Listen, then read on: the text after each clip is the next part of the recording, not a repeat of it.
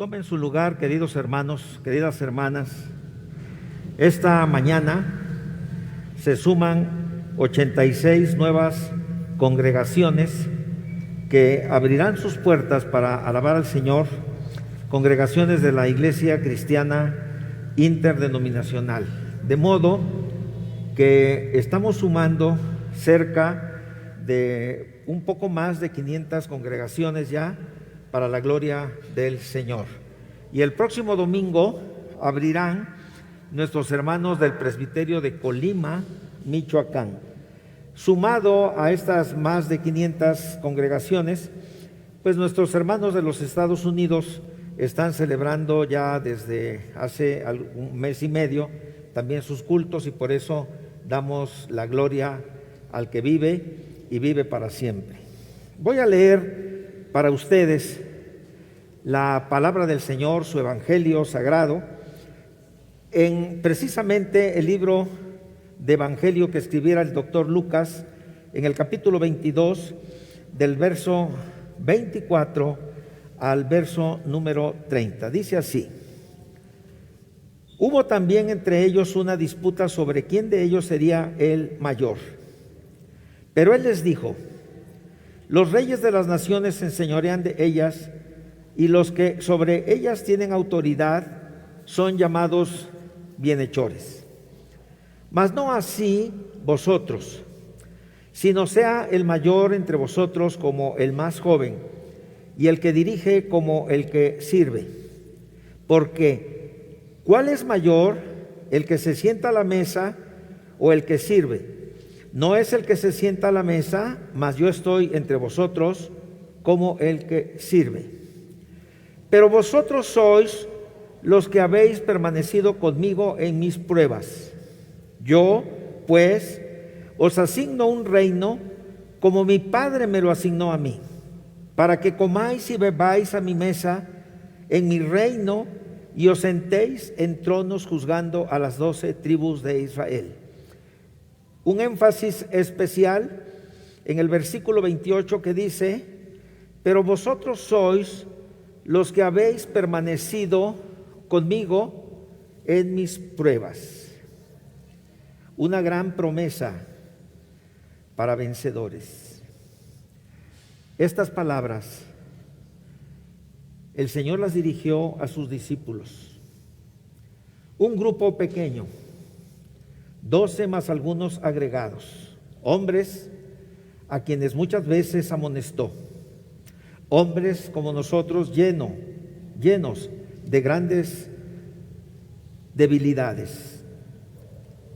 A unas cuantas horas de que lo abandonaran, porque él seguiría su camino hacia la cruz, se detiene a considerar no sus defectos, sino mejor sus cualidades. Y todo se resume en esta declaración llena de amor, pero además envuelta en un reconocimiento a su lealtad. Sí, habían cometido errores. Sí, eran hombres a quienes faltaba toda clase de virtudes. Pero él resalta: vosotros sois los que habéis permanecido conmigo en mis pruebas. Nuestro texto nos lleva a considerar la actitud de esos discípulos que después son apóstoles y que son un ejemplo para la iglesia hasta el día de hoy. Esos discípulos aprendieron con el Señor que la prueba de nuestra fe siempre ha de producir buenos frutos. Los verdaderos creyentes debemos saber que nuestro Señor considera más también nuestras cualidades que nuestras fallas, que se compadece de nuestras debilidades. El Señor es casi imposible que no considere que cometemos errores, que nos falta conocimiento, o que es posible que comprendamos mal algún punto de la doctrina. Pero hay algo en lo que no podemos fallar, ni usted ni yo, y no podemos fallar en nuestro amor por el Señor Jesús. Los discípulos del Señor en unos cuantos años aprendieron que en las pruebas no debe haber lamentos, debe haber gozo. Estamos en prueba, pero no debemos quejarnos. Hay una razón para esta prueba. Por cierto, es difícil comprender que la prueba produce gozo, alegría, porque lo lógico es que en los momentos de prueba, cualquiera que sea la naturaleza de ella, sobrevenga el dolor, la tristeza, la decepción. Pero este es un punto en el que nuestros familiares y amigos ajenos a nuestra fe nos critican. Cuando, por ejemplo, fallece un ser querido y cantamos himnos maravillosos, cuando allá se pase lista, no lo pueden comprender, no lo aceptan, mucho menos cuando no lloramos, aunque no tiene absolutamente nada de malo que lloremos. Cuando no manifestamos un dolor profundo, no nos comprenden. Pero es que nosotros, como dice San Pablo, 1 Tesalonicenses 4, versículo 13, nosotros tenemos esperanza. Nuestra esperanza está en Cristo y en la vida eterna. Antes de analizar el significado del gozo en medio de la prueba, nos regocija las palabras del Señor cuando habla a sus discípulos y cuando les dice: ustedes han estado conmigo en las pruebas, yo pues os asigno un reino para que comáis y bebáis a mi mesa, como a mí me ha sido asignado, y para que os sentéis en tronos juzgando a las 12 tribus de Israel. Esto lo prometió el Señor a esos hombres como nosotros, imperfectos, débiles, pero en estas palabras hay honor, hay gloria, hay recompensa, las que son infinitamente superiores a los padecimientos que en su momento ellos tuvieron en esta tierra. Le pido en su corazón medite en el hecho que, como lo dijo el apóstol, estar con Cristo es muchísimo mejor que cualquier situación triste o de prueba en este mundo. Santiago, el hermano del Señor, esto lo podemos ver y usted corrobórelo en Mateo 13:55.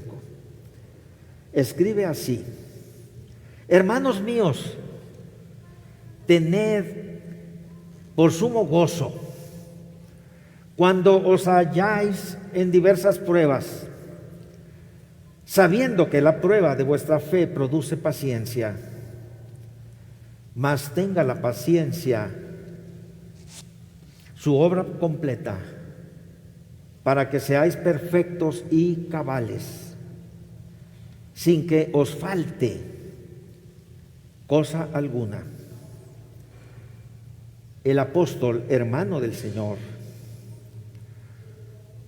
a pesar de la prueba, nos anima al gozo en medio de las dificultades. El gozo es nuestro distintivo, hermanos. El gozo de estar aquí es precisamente lo que nos ha motivado para venir.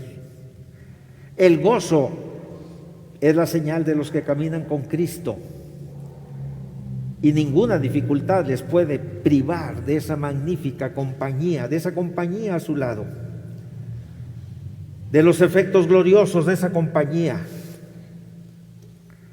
Y aquí, sin embargo, está la primera consideración en lo que toca al asunto de la prueba en el gozo en la prueba. ¿Será posible verdaderamente experimentar gozo cuando estamos en las más horribles dificultades? ¿Será permitido que nosotros vengamos aquí cuando otros no lo pueden hacer, y aún estando aquí, posiblemente nuestra mente esté en aquellas cosas que hemos dejado atrás? Y la respuesta otra vez está en la palabra de Dios. No miremos la prueba no nos sumamos en la tristeza, que no nos abrume el peso de la adversidad, de la dificultad, de la enfermedad nuestra o de los seres queridos, del conflicto. Esto es para que seamos perfectos y cabales. Esto es en el gozo del Señor hacia lo que Él nos quiere llevar. Cuando la palabra de Dios dice que seamos perfectos, de ninguna manera se refiere a personas que no cometen errores, porque el contexto de nuestro pasaje de Lucas 22 trata, como lo dijimos al principio, de discípulos llenos de errores. ¿De qué se trata? Se trata de la vida superior a la que el Señor nos ha llamado. Esta vida sin igual, de plenitud para la cual fuimos creados, y que es precisamente en las pruebas en donde se manifiesta. Porque cuando se resiste la prueba, el mismo apóstol Santiago dice que se recibirá la corona de la vida que Dios ha prometido a los que le aman. Santiago 1:12. La misma promesa hecha a los discípulos es la que está reservada para nosotros, para su iglesia. Pues según el apóstol Pedro en su capítulo 2, verso 9, dice que nosotros ya, por virtud de la sangre de Cristo, somos real sacerdocio. Es importante resaltar que en la prueba lo que está en juego es la fe, nuestra fe, esa fe que una vez fue dada a los santos. Dios no tiene como propósito hacernos pasar un mal rato con esta pandemia. Dios no obra por capricho como los seres humanos, como los dioses de la mitología. Dios es un Dios de amor y perfecto y sabio. Y Él trabaja por medio de su Santo Espíritu para que seamos lo que Él quiere que seamos. Quiere que nuestra fe sea fuerte, robusta, viva, dinámica, poderosa. Y ahora los llevo a un lugar muy significativo para nosotros, una mazmorra. Yo he estado mirando el interior de los zapandos, así les dicen a los cuartos de castigo, en un lugar semejante, en una ciudad llamada Filipos. 2 hombres de Dios fueron llevados y sometidos allí. Previamente los golpearon, los hirieron con varas o látigos, los azotaron. Y cuando fueron introducidos en ese lugar pequeño, sus pies los pusieron en un instrumento llamado cepo. Era imposible moverse. Yo he sabido de personas en los Estados Unidos que la costumbre de inmediato, en un país en donde se dice que nadie es culpable hasta que se demuestre lo contrario, en ese país lo que hacen de inmediato es colocarles esposas en las manos. He sabido de gente que muere de infartos cuando le colocan esas esposas, por la impresión tan fuerte. Son reducidos a la inmovilidad. 2 hombres de Dios, Pablo y Silas, fueron llevados a un cepo, sus pies aprisionados. Es posible que sus manos también, por el contexto lo deducimos, hayan estado encadenados, pero su boca estaba libre, porque ¿quién nos apartará del amor de Dios? Tribulación, angustia, pandemias. En todas estas cosas, los creyentes en Cristo somos más que vencedores. Y su corazón, el corazón del creyente, se debe abrir para Dios. el corazón de estos creyentes se abrió y empezaron a alabar al Señor con himnos. El himno no es un estribillo. El himno no es un cántico ligero. El himno fundamentalmente tiene instrucción. El himno tiene testimonio. El himno honra y da gloria al Señor que crió los cielos y la tierra. Y ellos cantaron himnos. Ahora se nos pide que no cantemos himnos. Bueno, hemos de respetar esto, pero sin embargo me regocijo porque aún a media voz o en lo profundo del corazón podemos cantar himnos y alabar al Señor. Cuán grande es Él, cuán grande es Dios. Mi corazón entona esta canción. Dice, mi corazón entona esta canción. Ellos cantaron himnos y los presos los oían.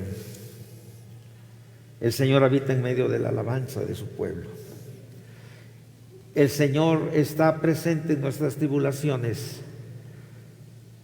Cuando en medio del dolor cantamos, ¿cómo podré estar triste? ¿Cómo entre sombras ir? ¿Cómo sentirme solo si Cristo es mi consuelo? Y en ese momento sobrevino un terremoto. Los cimientos de la cárcel se estremecieron. Y el carcelero de Filipos, creyendo que todos en el terremoto habían huido porque las cadenas de todos se soltaron, el cepo se abrió, se iba a matar. Él respondía por las vidas de esos hombres, pero se oyó una voz que le dijo, no te hagas daño. Era la voz del apóstol Pablo. Todos estamos aquí. Bueno, nosotros estamos los que Dios quiere que estemos. En una hora estarán otros hermanos también. Pero en aquella noche, ante este gran milagro, estamos esperando un gran milagro aún en medio de esta terrible crisis sanitaria. Estamos esperando en la ayuda del Omnipotente. Este miércoles estaremos en ayuno y en oración allá en la mansión. Un grupo de pastores. Allí iremos a pedir al Señor que siga fortaleciéndonos, que siga guardando tu vida, la vida de los hermanos que han perdido un ser querido, la vida de los hermanos que están en una crisis económica, la vida de los hermanos que tienen negocios a punto de la quiebra. Ahí vamos a estar, porque le vamos a pedir al Señor un milagro, porque Dios es un Dios de milagros. Y aquella noche el milagro se hizo para el corazón de un hombre y para toda su familia, que clamó. ¿Cómo debió haber sido su voz desde el fondo del alma ante la evidencia del poder de Dios? Señores, ¿qué debo hacer para ser salvo?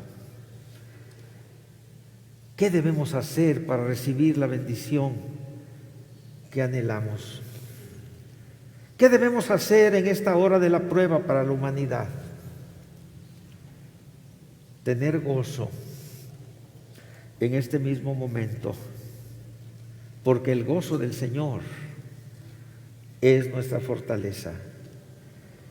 Con profunda gratitud y sobre todo con gozo y alegría, porque lo que viene no se compara con nada de esto, porque lo que recibiremos no tiene absolutamente igual con lo que está preparado. Quizás no recibamos un reino como los apóstoles, pero ya somos desde ahora reyes y sacerdotes. Dale gracias a Dios. pero con gratitud. Dale gracias a Dios por la hora de la prueba. Dale gracias a Dios porque Él ha visto tu fe con la cual has venido en este momento, dejando en casa a los que no pueden estar. Dale gracias a Dios porque este Dios es nuestro, está con nosotros, está a tu lado. Inclina tu rostro, cierra tus ojos y como Pablo y Silas, abre tu corazón al Señor, abre tu alma plenamente al Señor. Dale gracias. Si Él cuida de las aves, cuidará también de nosotros. Bendito Dios. Gracias en el nombre de nuestro Señor Jesucristo. Gracias por tu bendición. Gracias por tu cuidado. Gracias por tu misericordia. Gracias porque estás con nosotros. Gracias, Señor de los cielos. Petición desde el fondo del alma. Sigue guardándonos. Sigue manifestando tu poder. Sigue bendiciendo nuestros cultos. Sigue protegiendo a tus siervos. Sigue protegiendo a tus diáconos. Sigue protegiendo a las directivas. Gracias por todo. Gracias, Padre, en el precioso nombre de nuestro Señor Jesucristo. Amén y amén.